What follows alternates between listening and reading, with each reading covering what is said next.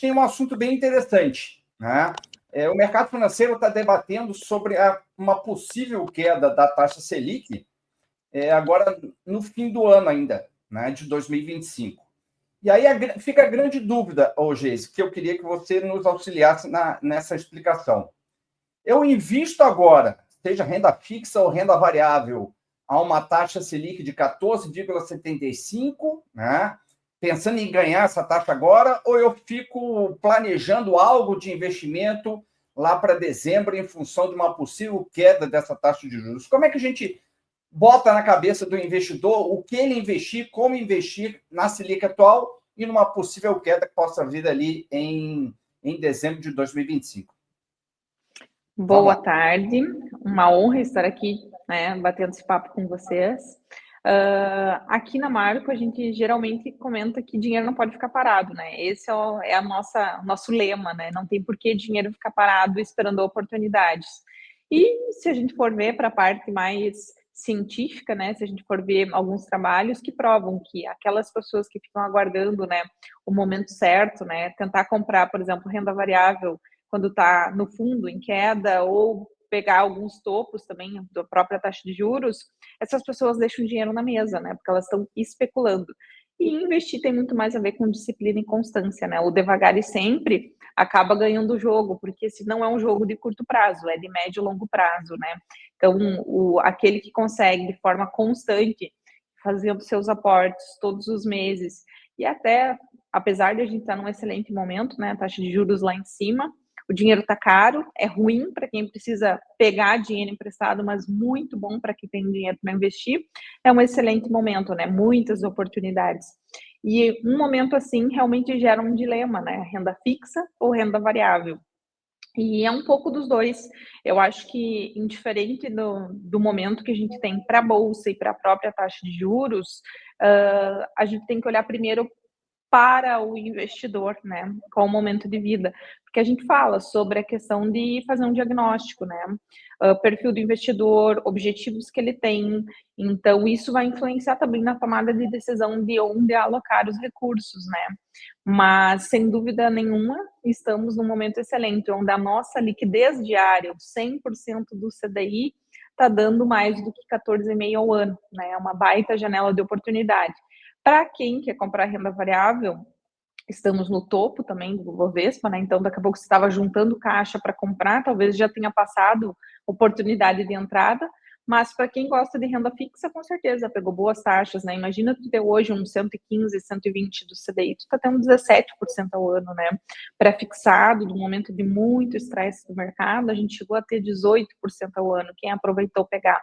Por isso que é muito mais interessante o movimento de todo mês, né, e fazendo seu aporte de forma recorrente e vai aproveitando, né, o que vai aparecendo de boas taxas, do que ficar esperando um momento ótimo. O que geralmente acontece, né? O mercado quer ver com clareza quando o juro vai começar a cair para, por exemplo, pegar um pré, mas o pré vai estar a 15, enquanto já chegou a 17, 18% ao ano. Então, a pessoa que vai sempre observando os movimentos, né, e sempre vai pegando um pouco todo mês, digamos assim, fazendo seus aportes de forma religiosa, ainda se sai melhor porque consegue pegar taxas melhores. Tá. Me esclarece mais uma coisa. IPCA+, é um bom local e seguro para a gente colocar o nosso dinheiro? Com certeza. Eu sempre falo sobre uma alocação de um pilar estrutural para as nossas carteiras, né? Que a gente vai ter o CDI, que é importante, a gente precisa ter CDI na carteira, né? Principalmente em movimentos como agora, que a gente teve uma alta de juros bem agressiva. Então, tudo aquilo que eu tenho atrelado a CDI foi acompanhando a alta da taxa Selic, né? Eu fui pegando esse movimento de alta da taxa de juros. O pré-fixado é muito bom a gente ter um pouco também das nossas carteiras, porque conforme o juro começa a declinar, em algum momento ele vai declinar, eu travei taxas ali para 1 ano, 2 anos, 3 anos para manter uma previsibilidade de rentabilidade. Agora, o IPCA+, eu sempre digo que se eu tivesse que escolher um dos 3 indexadores que remuneram o nosso dinheiro, né, o CDI, que é o pós-fixado, o pré-fixado, que é uma taxa fixa, e o IPCA+, que vai me repor a inflação e garantir um crescimento real para o meu dinheiro, para o meu patrimônio, se eu só pudesse ter um, com certeza eu escolheria o IPCA+. Porque quando a gente está investindo, quando a gente está empreendendo, quando a gente está investindo em imóveis, seja o que for, o que todo mundo busca? Um crescimento real do patrimônio, aumentar o patrimônio. E como que eu garanto isso? Através de ativos IPCA+. Então, a gente tem ainda IPCA mais 7, IPCA mais 8. Eu vou ficar tranquila porque eu não preciso me preocupar se a inflação está 7, está 10, está 15% ao ano, porque eu vou repor a inflação e garantir aquele 6, 7, 8% de crescimento real acima da inflação. Então, é de fato o que a gente quer ao longo do tempo, porque mais importante, a gente olha muito para a CDI, porque ele é o benchmark da renda fixa, né? Mas mais importante do que eu ganhar do CDI é eu ter um crescimento real, repor a inflação no meu dinheiro e ter um crescimento acima da inflação sempre. E se a gente for olhar, né, o Brasil não é uma boa referência para a gente olhar para o passado, porque o passado foi muito conturbado. Então, se vai pegar os Estados Unidos, há quanto tempo o dólar é a moeda dos Estados Unidos, né? E é a moeda universal, a moeda mais forte do mundo. Mas aqui no Brasil, a gente teve muitas trocas de moeda, né? Nosso plano real faz agora 31 anos. Então, se eu for olhar para esses 31 anos do plano real, o CDI bate o Ibovespa. Então, não quer dizer que eu assumir mais volatilidade, assumir mais risco e ir para renda variável vai me garantir uma rentabilidade melhor do que a renda fixa, porque na média o CDI bate o Ibovespa, né, nesses 31 anos do plano real. E se eu pegar um IPCA mais 6, ele bate o CDI e bate o Ibovespa. Então, investir é mais simples e menos glamuroso do que as pessoas imaginam. Muitas vezes é melhor a gente ficar de fora da volatilidade, porque no final das contas a gente ainda vai ter, além de tudo, mais rentabilidade, né, dentro da renda fixa. Ok. A última pergunta tua, deixa eu só fazer mais uma. Você falou a palavra tranquilo. Por que as pessoas continuam ainda pensando em poupança? Você que trabalha no mercado financeiro, por que tu acha que as pessoas continuam ainda pensando em aplicar seus recursos para médio e longo prazo na poupança? Porque até aonde elas dominam, né? Porque, querendo ou não, para a gente entender um pouquinho mais sobre renda fixa, ou a gente deve procurar, que é o ideal, pessoas qualificadas para te orientar, ou simplesmente tem que estudar, né? E as pessoas são muito disso, são muito cômodas, né? Porque a renda fixa, a poupança acaba tendo muito fácil acesso dentro do aplicativo do próprio banco e também é muito fácil de mexer, né? De resgatar se precisar. Então, eu acho que é um pouco ainda falta de interesse de entender que a gente pode mais, né? E é difícil ainda, porque as pessoas têm muita confiança no banco. Então, daqui a pouco abrir conta numa corretora, tem medo, tem receio. E eu brinco também dizendo, né, que toda cidade tem no centro a praça, a igreja matriz e um banco. Então, dá uma sensação de conforto para as pessoas de poder ir lá bater na porta do banco, né? Procurar o gerente fisicamente. Hoje, as melhores oportunidades realmente acabam estando em plataformas abertas de investimento como é a XP. Só que aí tem a questão de medo, de nível de conhecimento, de receio das pessoas. Mas é irracional, né? Se nós temos uma taxa básica de juros que está 14,75, CDI, que é praticamente a mesma coisa que Selic está lá, equivalente a 14,65 ao ano, para que eu vou ter 0,5 ao mês mais TR, que não vai dar nem 7% ao ano? Eu quero, no mínimo, a nossa taxa básica de juros para o meu. É dali em diante que eu quero para o meu investimento, né? Para o meu dinheiro. E se for falar de novo de IPCA, muitas vezes o rendimento da poupança é inferior à inflação que a gente tem. Então, mesmo que o dinheiro esteja aplicado na poupança, o poder de compra dele está encolhendo. Então, eu acho que é muito mais a questão de falta de conhecimento e de confiança das pessoas, né?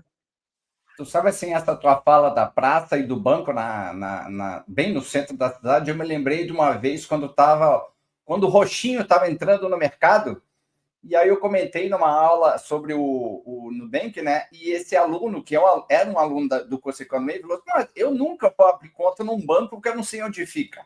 Tá? Então é bem essa ideia, né? Tudo bem que já se vão lá, sei lá, 15, 20 anos, mas tu pega assim aquela ideia de segurança, né? De você olhar, a agência tá ali, mesmo que você não entre quase nunca, né?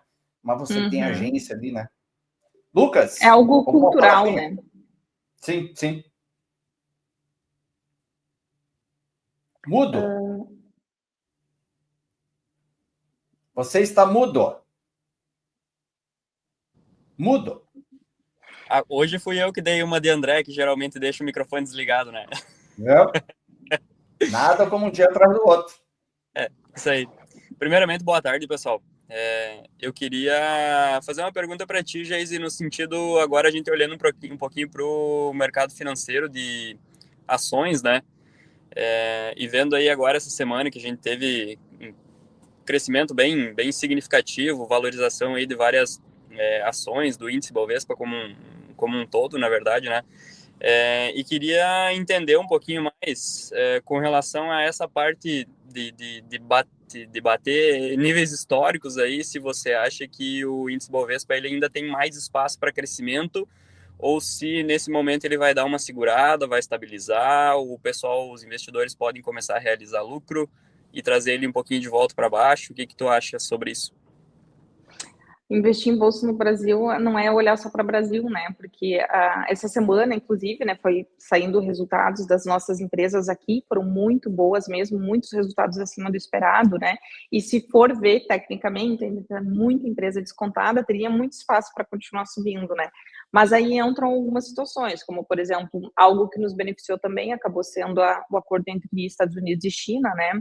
E se China crescer, nós crescemos juntos, né? Conforme o mundo vai crescendo, a gente cresce junto também. Mas aí tem as peculiaridades de um país emergente, principalmente a questão política, fiscal, nossa, aqui. Então é muito difícil a gente tentar falar de alguma previsão com relação ao Brasil, porque a gente sabe que são vários fatores. Tem a nossa bagunça dentro de casa e mais ainda a bagunça fora de casa, que pode sempre acabar impactando e impacta aqui muito, né? Então, se for olhar tecnicamente, sim, nós temos espaço, né, para crescer, sim, com certeza, para continuar subindo, mas é muito difícil dizer com clareza o que vai acontecer, porque a qualquer momento tudo pode mudar, né? Se alguém disser com certeza absoluta enquanto vai terminar o índice Bovespa no final do ano, dólar, né, desconfie, porque realmente é uma incógnita e é muito difícil. Eu diria que é a pergunta de $1 bilhão, né? Agora você está no mudo, André. Agora sou eu. Já basta o chute para fora do Boletim Fox, que Exatamente. quase sempre, né? Exatamente. Tu vai olhar as previsões do início do ano e como de fato termina lá no final do ano, né? É sempre uma referência, mas a gente não pode ter como uma verdade absoluta, porque as coisas vão mudando muito, né, no decorrer do ano. Sim. Esse ano, inclusive, né, chegou a projetar mais e agora já veio no último 14,75, né? Falava-se em juro até 15,75, alguns projetavam, né? Mas eu acho pouco provável, até que vá a 15. É aquela história, né? Tanto o mercado de ações, ou enfim, expectativa para indicadores, né? O passado, ele é um ponto de referência, mas não necessariamente significa que isso vai voltar a acontecer no futuro, né? O que eu queria entender um pouquinho melhor também, Geise, com relação à parte de gerenciamento. Gerenciamento não é exatamente a palavra, mas, enfim, alocação de recursos para carteiras de investimentos. Tá? A gente sabe que aqui não pode se recomendar nada em transmissão, né? Mas, enfim, o que tu consideraria uma carteira de investimentos ideal no cenário que a gente está hoje de incerteza, né? Considerando o mercado internacional, nacional, né? Renda fixa e variável. Uhum. De novo, eu volto para aquele ponto de que é muito difícil falar generalistamente, assim, porque vai muito de cada pessoa, né? É uma consulta médica quando a gente vai falar sobre investimentos, porque a gente precisa entender os sintomas, né, de cada um, então, objetivos, necessidades que cada um tem, até mesmo... Exatamente, e até mesmo a bagagem, né? Porque o nível de conhecimento do investidor também ajuda para a gente pensar na alocação. Por exemplo, dentro da renda fixa, a gente tem a parte dos títulos públicos e crédito privado que tem marcação a mercado. A maioria dos investidores não aguenta a volatilidade de uma marcação a mercado. Então, mesmo na renda fixa, a gente tem que ser muito conservador dependendo do nível do conhecimento do cliente, porque se tiver uma oscilação no juro futuro que acaba impactando na parte da renda fixa, a pessoa não entende, ela não compreende. Então, por isso que parte muito de cada investidor. Mas, no geral, no Brasil, a gente tem que estar posicionado sempre em CDI, porque a qualquer momento as coisas podem mudar, né? Por mais que o Boletim Fox comece a trazer uma projeção de corte de taxa de juros, a qualquer momento tudo muda. A parte de inflação também é impreterível, né? É fundamental, principalmente o histórico que a gente tem aqui. E, independente do perfil, eu acho, né? Todo mundo precisa ter uma proteção da inflação e garantir um crescimento real do patrimônio. O que vai variar de um para o outro é sempre a questão das doses, né? A parte de renda variável também. Tem cliente que nunca vai ter renda variável, outros vão ter 10, 20, 30, 50%, e vai ter o cliente que é 100% renda variável. Aí vai muito realmente do perfil de cada um, que cada um busca, nível de conhecimento, a volatilidade que cada um pode aguentar. Então, Geise Betim, assessora de investimentos na Marco Investimentos, brigadíssimo pela tua presença, pelo teu tempo, né? Falar um pouco sobre investimentos aqui no nosso canal Fato Econômico. Um grande abraço, brigadíssimo pela participação aí. Lucas, um abração. Sou eu quem agradece. Obrigada. Tchau, tchau. Foi um prazer, até mais.